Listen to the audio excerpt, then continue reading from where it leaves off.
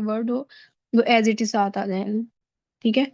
उसके बाद है she gives her books to the poor boy is given books by her. अब ये जो सेंटेंस है यहाँ पे आप देखेंगे कि दो ऑब्जेक्ट्स हैं, पुअर बॉय और हर बुक्स, दो चीजें हैं। तो आपने आपने क्या करना है, पहले आपने कोशिश करनी है कि जो ह्यूमन बीइंग्स हो ना उसको कोशिश करें कि उसको ही लेके आए स्टार्ट पे, दूसरे ऑब्जेक्ट को नहीं लेके आना। ठीक है। तो बाकी हम पढ़ेंगे जब पार्ट ऑफ स्पीच पढ़ेंगे ना वर्ब, उसमें मैं आपको बताऊंगी एक डायरेक्ट ऑब्जेक्ट और एक इनडायरेक्ट ऑब्जेक्ट होता है। जो दो ऑब्जेक्ट होते हैं, एक कोई हम डायरेक्ट ऑब्जेक्ट बोलते हैं, कोई इनडायरेक्ट बोलते हैं। ठीक है। तो उसमें ये चीजें डिटेल में पढ़ाऊंगी, तो थोड़ा सा ये भी फिर मैं आपको बता दूंगी। अच्छा जी, द पुअर बॉय स्टार्ट में आ गया। उसके बाद उसके साथ इज आएगा, जो कि वो सिंगल है। गिवन गिव की जो है वो थर्ड फॉर्म गिवन आ गई, books by heart. Right. I think examples काफी क्लियर हो गए। आगे आते हैं पास्ट इंडेफिनिट टेंस में। इसमें क्या है, इसमें हमारे पास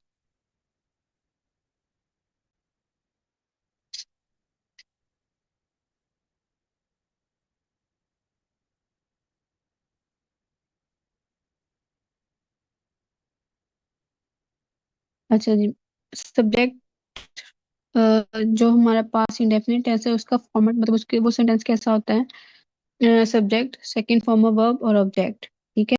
तो इसमें हर एक, अब जो प्रेजेंट इंडेफिनिट होता है उसमें ये होता है कि हमने जो वर्ब लगाना होता है ना, फर्स्ट फॉर्म के साथ ऐसे ईएस लगा होता है, और ये डिपेंड करता है कि जो सब्जेक्ट है अगर सिंगुलर है तो ऐसे ईएस लगेगा, अगर सिंगुलर नहीं है प्लूरल है या आई है या यू है, फिर यहाँ पे ऐसे ईएस नहीं लगेगा।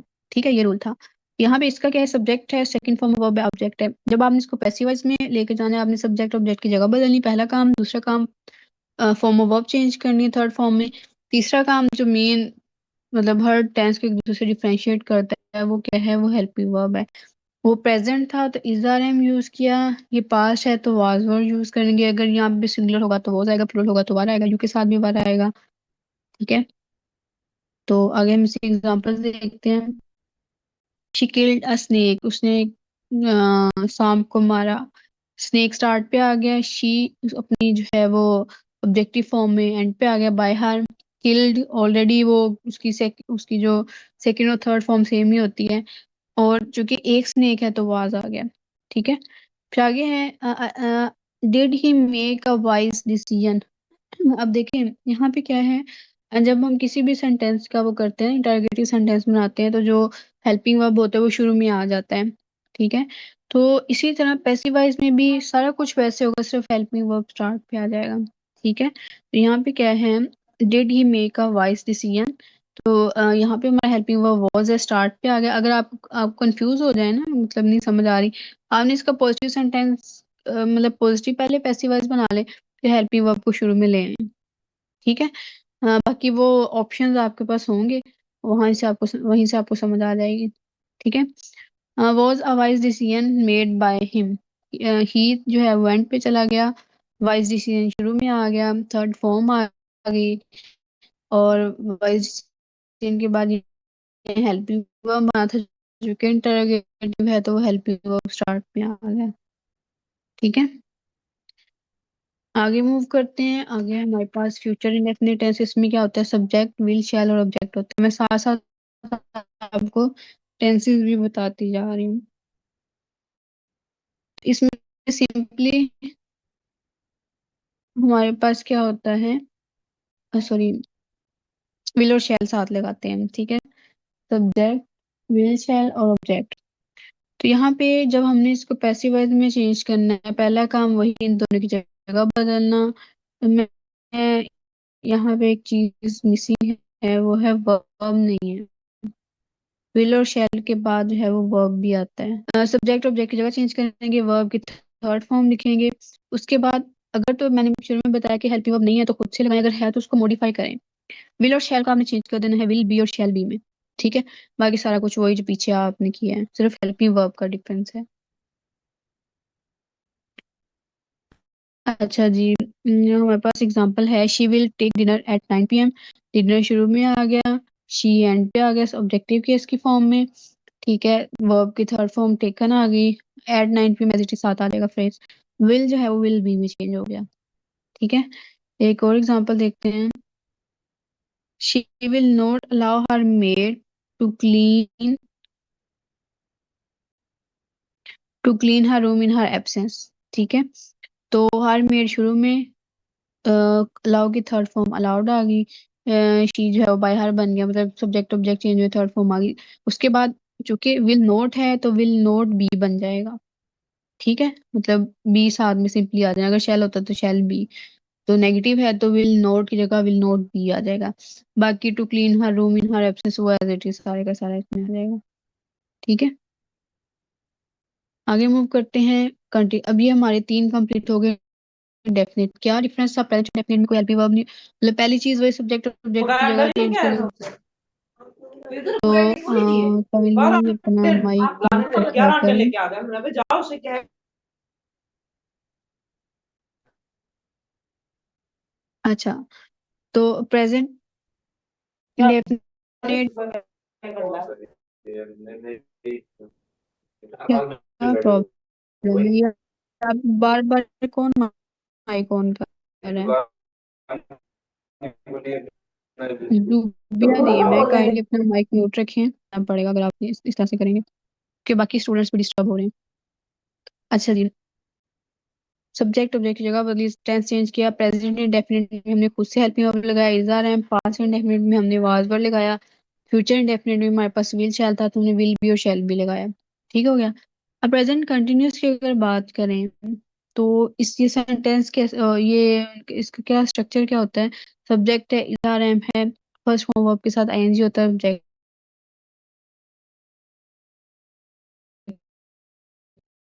होता है। ठीक है, पहला काम जो हम कर देंगे, इनको थर्ड फॉर्म में चेंज करेंगे तो आईएनजी किधर जाएगा। ठीक है, पहली बात ये। दूसरी बात ये कि हेल्पिंग वर्ब इसके पास ऑलरेडी है।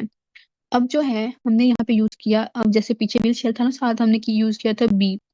तो इज आ रहा है मतलब हेल्पिंग वर्ब को मॉडिफाई करने के लिए साथ हमने बी लगाया, और उधर से जो वर्ब के साथ आईएनजी है उसको भी कंपनसेट करने के लिए उस बी के साथ ही हमने आईएनजी लगा दी, तो वो बन गया बीइंग। तो सिंपली आपने क्या करना है, पहला पहला जो आपने पॉइंट है वो भी वैसे, मतलब जो पहला रूल है सब्जेक्ट और ऑब्जेक्ट को जगह बदलना, वर्ब को उसकी थर्ड फॉर्म में चेंज करना है। ठीक है, साथ आपने बीइंग लगा देना, सिंपल, बाकी सारा कुछ वही है। एग्जाम्पल देखते हैं। शी इज काउंसलिंग हर सन शुरू में आ गया, शी एंड पे आ गया, बाय हर बन गया। काउंसलिंग काउंसल जो है वो काउंसल्ड बन गया। ठीक है, इज हेल्पिंग वर्ब हर सन के साथ भी जाएगा और साथ हमने क्या किया, बीइंग लगा दिया। ठीक है, उसके बाद Ali is not disturbing her father शुरू में अली नहीं आलिया, बाय आलिया आ गया, डिस्टर्ब का डिस्टर्ब आ गया। इज नॉट बीइंग, जब दो पार्ट हो ना हेल्पिंग वर्ब के, जैसे विल बी था तो नोट दरमियान में आता होता है, विल नोट बी बन जाता होता है। ठीक है, तो ये बात आप लोगों ने याद रखनी है। उसके बाद एक और एग्जांपल देखते हैं। She is buying all the books from his school. ठीक है, ऑल द बुक्स शुरू में आ जाएगा, उसके बाद बाय हर यानी शी एंड पे आ जाएगा, सब्जेक्ट और ऑब्जेक्ट की जगह बदल गई। उसके बाद जो बाय है, बाय के थर्ड फॉर्म हम बोट लगाएंगे। तो चूंकि शुरू में शी था, सिंगुलर था, तो इज था, यहाँ पे ऑल द बुक्स है, प्लूरल है, तो यहाँ पे आर आ जाएगा। और साथ हमने क्या करना है, हमने बीइंग लगा देना है। ठीक है, all the books are being bought by her from her school. ठीक हो गया, तुमने 3 एग्जांपल देख ली। प्रेजेंट कंटिन्यूअस में क्या करना है, सिंपली पहले 2 रूल वही हैं, तीसरे में आपने हेल्पिंग वर्ब, हमारे पास इज आर एम ऑलरेडी है, आपने साथ में क्या करना है, साथ में आपने बीइंग जो है वो खुद से ऐड कर देना है, और वर्ब के साथ आईएनजी खत्म हो जाएगा, वो अपनी थर्ड फॉर्म में चला जाएगा। इसी तरह पास्ट कंटिन्यूअस में भी सेम सारा कुछ है, प्रेजेंट कंटिन्यूअस की तरह, सिर्फ उसमें इज आ रहा था, इसमें वॉज वर आ जाएगा। ठीक है, सब्जेक्ट ऑब्जेक्ट चेंज हुए, वर्ब की थर्ड फॉर्म आई। ठीक है, helping verb was were already होगा, आपने साथ क्या करना है, आपने बीइंग लगा देना है। ठीक है, और सब्जेक्ट ऑब्जेक्ट को बदलते हुए उसकी जो है ना, मतलब सब्जेक्टिव केस को ऑब्जेक्टिव में, ऑब्जेक्टिव को सब्जेक्टिव में चेंज करना है। She was appreciating Naila sport शुरू में आ गया, शी एंड पे आ गया, बाय हर। ठीक है, अप्रिशिएट का जो है अप्रिशिएटेड, वॉज वर्ब भी एज इट इज, साथ हमने बीइंग लगा दिया। ठीक है, उसके बाद they were giving their declarations in the court, their declarations were being given by them in court. Sometime ऐसा होता है कि बाय देम ये नहीं आएगा, मतलब पेपर में ऑप्शन में ये दे सकते हैं their declaration were being given in court, फिर भी ठीक है। ये नहीं है कि लाजमी नहीं है कि सब्जेक्ट एंड पे मौजूद हो, कुछ केसेस में नहीं भी होता।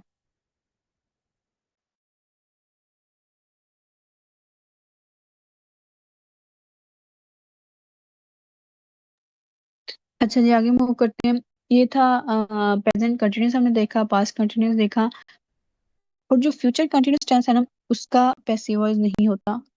ये याद करने का तरीका इसका ये है कि अब देखिए फ्यूचर कंटिन्यूस में होता है will be, she will be doing this, she will be running, she will be writing, इस तरह से। तो विल बी अगर आ गया है तो बी तो ऑलरेडी मौजूद है, तो आप मैंने आपको बताया था कि तीसरा जो रूल है ना पैसिव वॉइस में चेंज करने, वो क्या है, आपने हेल्पिंग वर्ब अगर नहीं खुद से ऐड करें, अगर है उसको मॉडिफाई करें। तो ये ऑलरेडी मॉडिफाइड फॉर्म में है हेल्पिंग वर्ब, इसको आप मजीद क्या करेंगे, इससे ज्यादा आप इसको क्या मॉडिफाई करेंगे, बी विल के बाद बी आ गया। यही है ना, जैसे हम फ्यूचर इंडेफिनिट में था विल, तो विल के साथ बी लगा दिया, ठीक है। तो अगर ऑलरेडी बी है फिर तो उसको फर्दर हम मॉडिफाई नहीं कर सकते, तो ये आपको याद करने का तरीका है। ये फर्दर मॉडिफाई नहीं हो सकता, इसलिए इसका पैसिवाइज नहीं हो सकता, ठीक है। आगे आते हैं परफेक्ट टेंसेस पे। जो परफेक्ट टेंसेस हैं इसमें क्या होता है, सब्जेक्ट होता है, उसके बाद ऑब्जेक्ट होता है, वर्ब की third form already third form होती है, और यहाँ पे प्रेजेंट इंडेफिनिट में हैज है होता है, पास्ट इंडेफिनिट में हमारे पास जो है वो हैड होता है, और फ्यूचर इंडेफिनिट में हमारे पास विल हैव होता है, ठीक है। तो जब हमने इसको पैसिव वॉइस में चेंज करना है, पहली चीज भी वही, दूसरी चीज ऑलरेडी हमारे पास है, वर्ब की थर्ड फॉर्म ऑलरेडी है, तीसरी चीज जो है ना वो हमने क्या करना है, हमने हेल्पिंग वर्ब को मॉडिफाई करना है। वो किस तरह से होगा, उसके लिए हमें जो है वो हैज और हैव के साथ बीन लगाना है, बीन, ठीक हो गया। बाकी सारा कुछ वैसे ही है। विल शैल बी बीइंग, देखे ना बच्चे बात सुने, आप बी विल के साथ अगर आप बी यूज कर रहे हैं, ठीक है, तो दोबारा से बी नहीं आएगा। जो दूसरा बी आईएनजी के साथ आया वो भी बी है और ये भी बी है, दो दफा बी कैसे आ जाएगा, ठीक है। तो इस तरह से नहीं होता। अच्छा, इसकी एग्जांपल देखते हैं। Rascals have robed the new couple, singular होंगे तो हैज आएगा, प्लुरल होंगे तो हैव आएगा, के साथ भी हैव, यू के साथ भी हैव। तो द न्यू कपल शुरू में आ गया, ठीक है, रास्कल्स एंड पे आ गया, बाय द रास्कल्स, रोब की थर्ड फॉर्म ऑलरेडी रोब्ड हमारे पास मुझे, अब हमने सिंपली क्या करना है, हैज या हैव बीन लगाना है।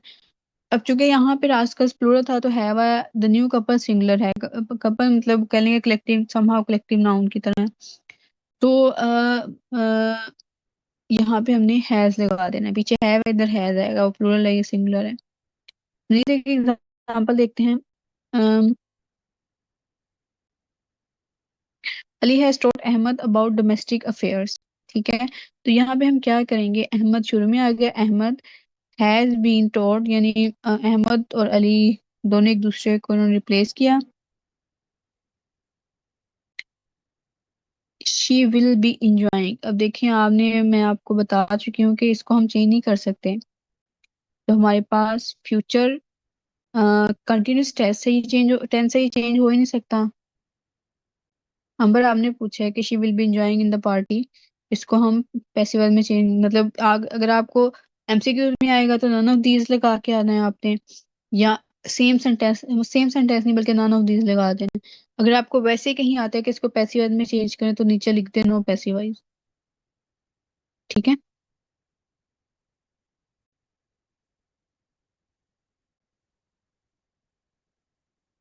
विल बी बीइंग नहीं होता, आपको मैं बार बार कह रही हूँ, विल बी बीइंग नहीं होता, ये पॉसिबल ही नहीं है। खलील अहमद, अगेन आप लोग वही बात कर रहे हैं, फ्यूचर कंटिन्यूस टेंस को जहां पर है फिर वो गलत है, ये पॉसिबल ही नहीं है, विल बी बीइंग तो पॉसिबल ही नहीं है।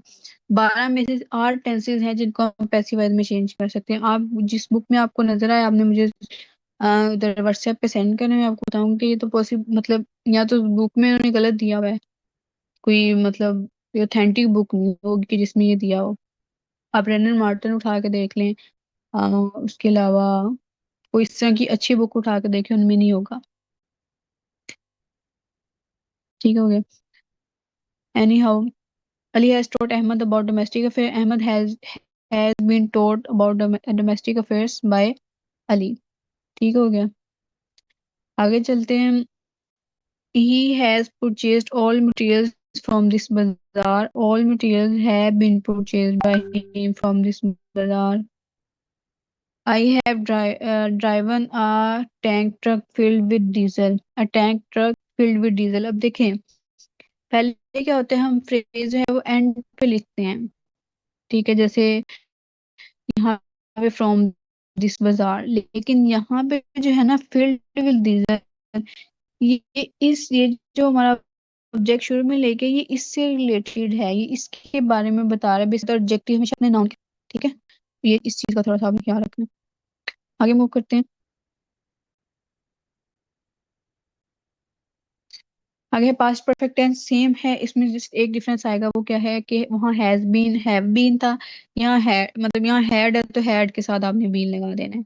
इन दोनों की जगह बदलें, थर्ड फॉर्म ऑफ वर्ब लगाएं। हैड जो है, चूंकि हमारे पास हेल्पिंग वर्ब है, तो हेल्पिंग वर्ब को हमने क्या करना है, हमने मॉडिफाई करना है। तो हैड को हैड बीन में चेंज कर देना। ठीक हो गया। अच्छा जी, उसके बाद इसकी एग्जांपल देखते हैं। इसकी एग्जांपल है, the terrorist had infected drinking water also. Drinking water start पे आ गया, टेररिस्ट एंड पे आ गया, इन्फेक्टेड ऑलरेडी इन्फेक्टेड है, मतलब थर्ड फॉर्म ऑफ वर्ब है। ठीक है, तो हैड जो है वो हैड बीन में चेंज हो गया। The organisation had recruited 50 soldiers. 50 soldiers शुरू में आ गए, रिक्रूटेड ऑलरेडी थर्ड फॉर्म में, ऑर्गेनाइजेशन एंड पे आ गए, हैड बीन में चेंज हो गया। ठीक हो गया। एक और एग्जांपल देखते हैं।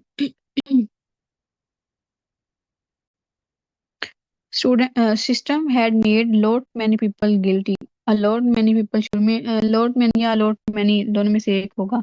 ठीक है, people शुरू में आ गया, had been में चेंज हो गया, made already मतलब वो हमारे पास जो है वो थर्ड फॉर्म है। ठीक है, guilty by the system, तो ये पैसिव वॉइस होगा। मेड गिल्टी जो है ना, ये एक आप कह लें कि इडियोमेटिक फ्रेज कह लें इसको, ये इकट्ठा ही आएगा। ठीक है, यहाँ ये हो सकता है कि मेड के बाद जिसके बारे में बात हो रही, जो ऑब्जेक्ट है वो आप लिख दें। ये नहीं है कि आप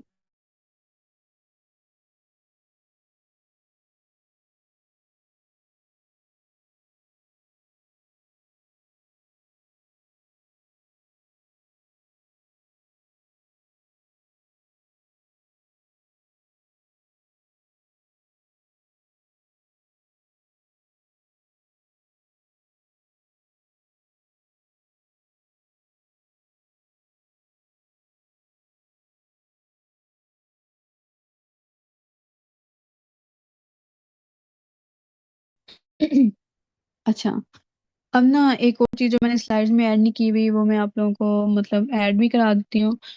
मतलब स्लाइड्स के एंड पे ऐड कर दूंगी, और वैसे ही मैं आप लोगों को समझाती हूँ। एक सेंटेंस होते हैं इंपरेटिव सेंटेंसेस।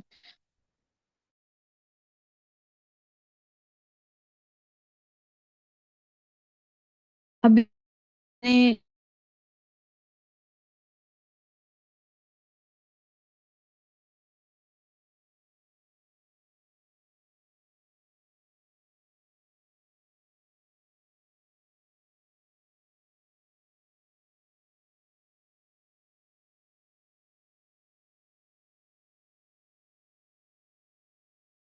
3 एग्जांपल्स और बता दें काइंडली। ठीक है, मैं आपको बता देती हूँ। इसमें जैसे ओपन द डोर था, एक होता है ऑर्डर करना, मतलब इसी सेंस में ये यूज होते हैं। डोंट टच इट या डोंट टच माई बुक्स। ठीक है, अब ये नेगेटिव सेंटेंस की मैं आपको एग्जांपल देने लगी हूँ।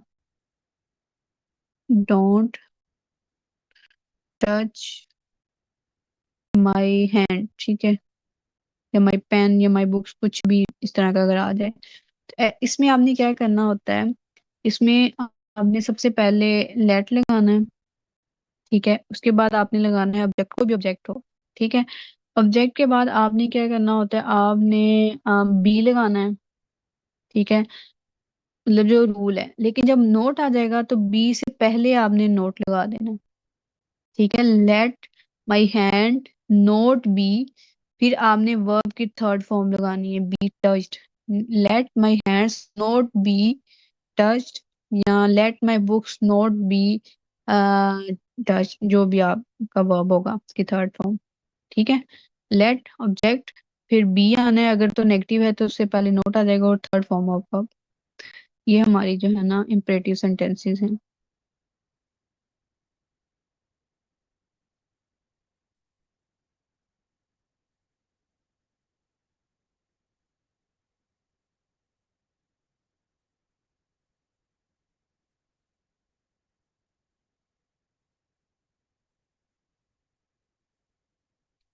मजीद इसमें कुछ एग्जांपल में जब ऐड करूंगी ना, आपको ये और अच्छे से समझा दूंगी।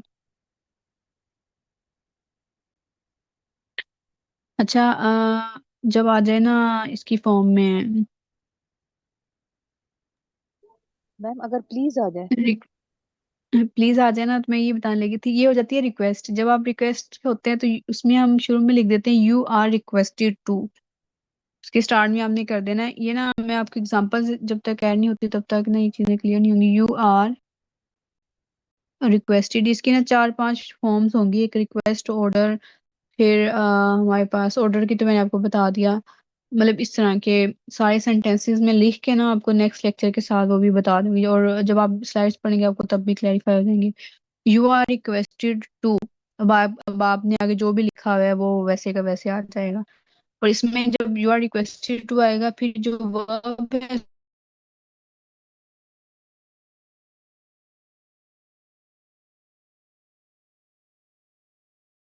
भी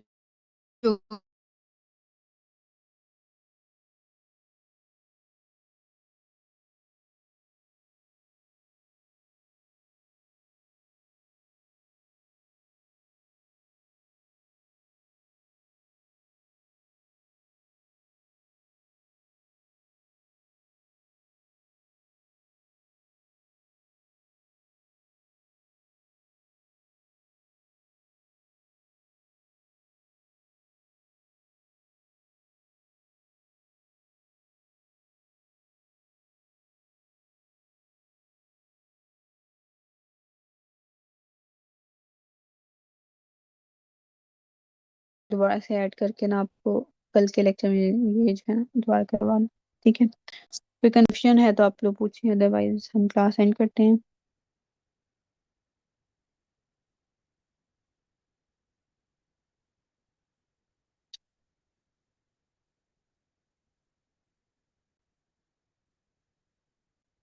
okay then, thank you so much, take care, Allah Hafiz.